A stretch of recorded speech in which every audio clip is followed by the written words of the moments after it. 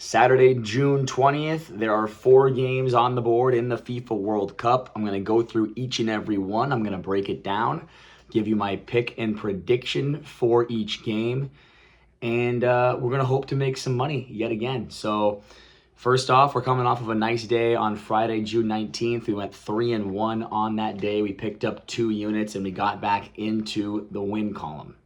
Overall, in the FIFA World Cup, we are 15-17 in our plays, and we've lost about 3 units. So we're looking to improve here. We're looking to continue the momentum. We've actually hit 5 out of our last 6 bets overall.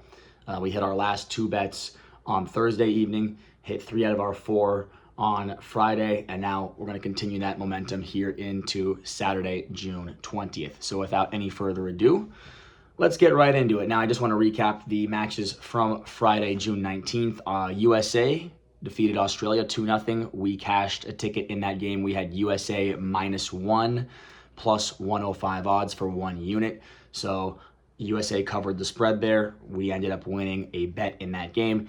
And then the second game of the day was Morocco defeating Scotland 1-0. We had Morocco money line -135 for 1.2 units. So we started the day out 2-0. It was a nice start to the day. Then we moved on to the Brazil-Haiti game. We had the under 3.5 total goals at plus 110 odds. So a nice plus money play there, and it ended up hitting as Brazil won 3-0 over Haiti. So we started the day 3-0. Got off to a fire start on Friday, June 19th. And then we had Turkey money line to round out the night, and that was a wild game. We saw Paraguay defeat Turkey 1-0. Paraguay scored a goal in like the first minute of the game, and then there was a red card given to Miguel Almiron of Paraguay, one of their best players, right before halftime, and Turkey was unable to capitalize. Heartbreaking scenes to see Turkey get knocked out of the tournament at this stage. Unbelievable. I think everybody expected Turkey to be competing with Team USA at the top of this group, and to see them get knocked out at this stage is pretty unbelievable. Congratulations to Team USA. They have clinched Group D.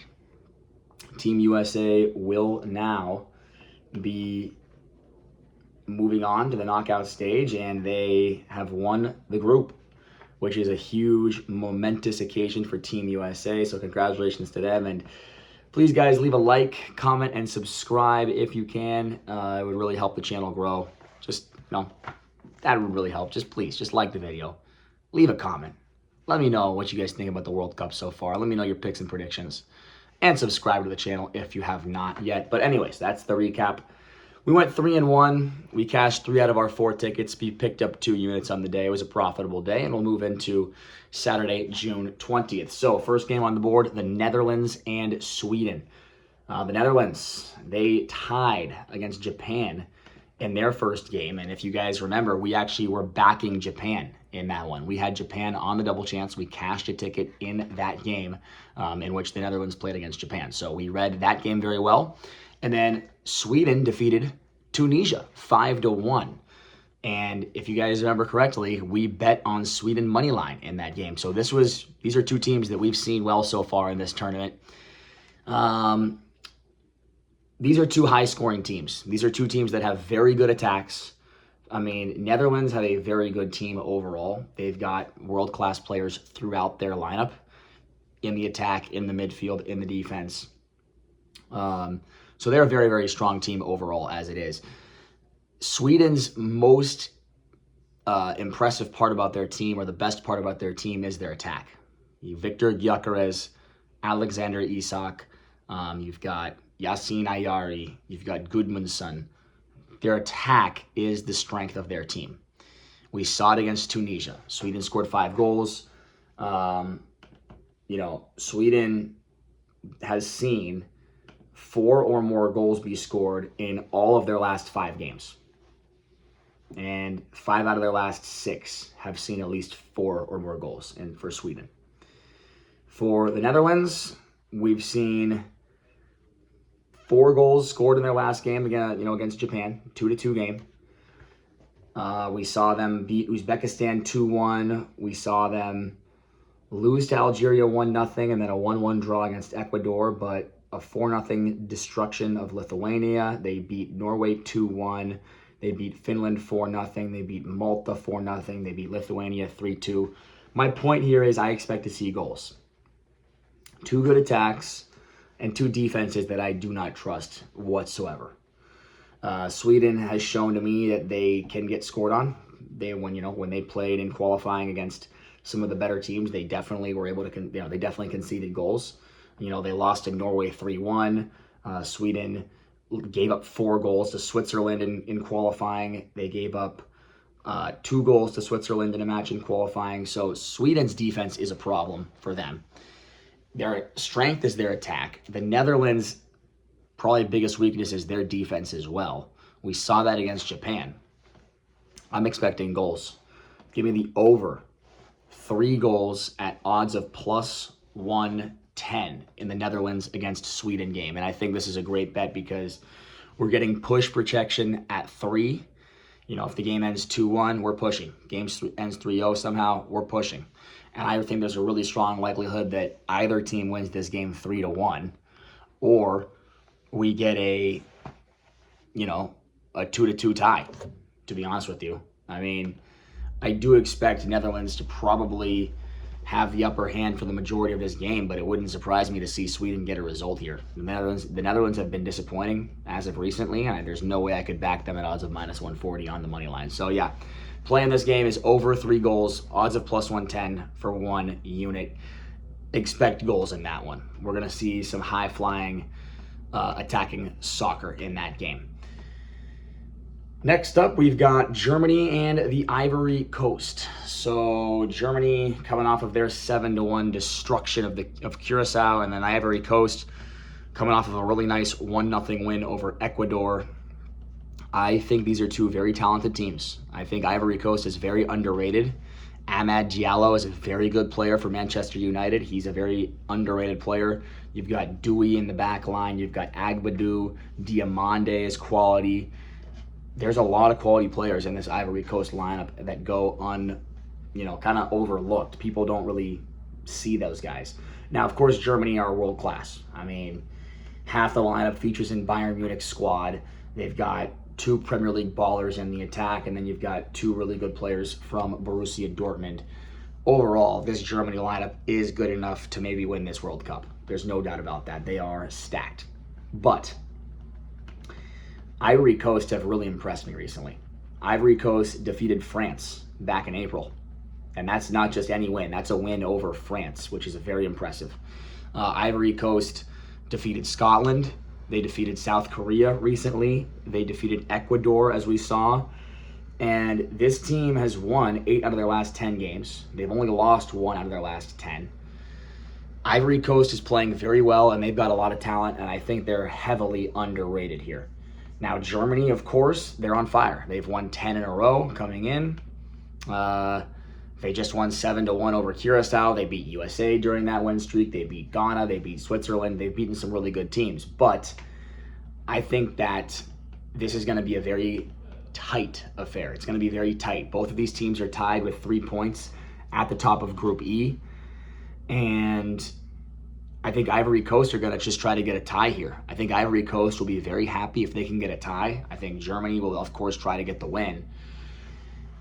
In the end, I spent a good amount of time looking at this game, and after considering my options, I've decided that Ivory Coast plus 1 goal is the play here at odds of plus 100.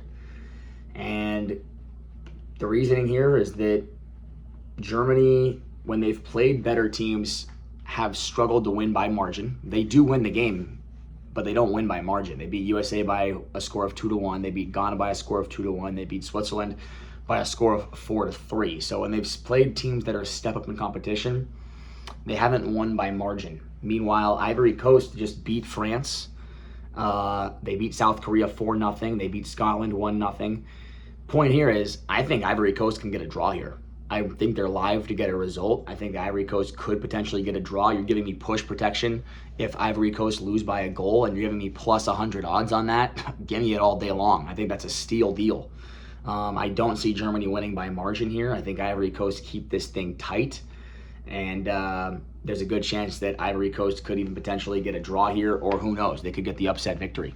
So give me the Ivory Coast +1, odds of +100 for 1 unit. And again, I also like both teams to score here. I think that Ivory Coast will score in this game. They have scored in, I think they've scored in 9 out of their last 10 games. So Ivory Coast do typically score. In fact, no, Ivory Coast have scored in all of their last 10. They have not been shut out in their last 10 games. Meanwhile, Germany do tend to concede against the better teams they face. So that's a good look. I spent a lot of time debating whether or not to take both teams to score at odds of -125 or the Ivory Coast +1. And in the end, I figured, you know what? Ivory Coast +1 it pushes on a 1-0 Germany win. So I thought, look, at that point, just go ahead and take the Ivory Coast plus the 1 goal. I think it's going to be tight. I think it's going to be cagey. And yeah, we'll take Ivory Coast +1 for odds of +100, 1 unit. Next up on the board, we have a match between Ecuador and Curacao. Curacao, of course, being destroyed by Germany 7-1 in their first game. And then Ecuador coming off of a disappointing loss to the Ivory Coast. Very tight game that went all the way down to the wire. The Ivory Coast scoring a goal in the last minutes there to get the win. I see this game going one way, and that is Ecuador's way. But you can't back Ecuador because there's no value there. This is the thing. So the total's sitting at 3.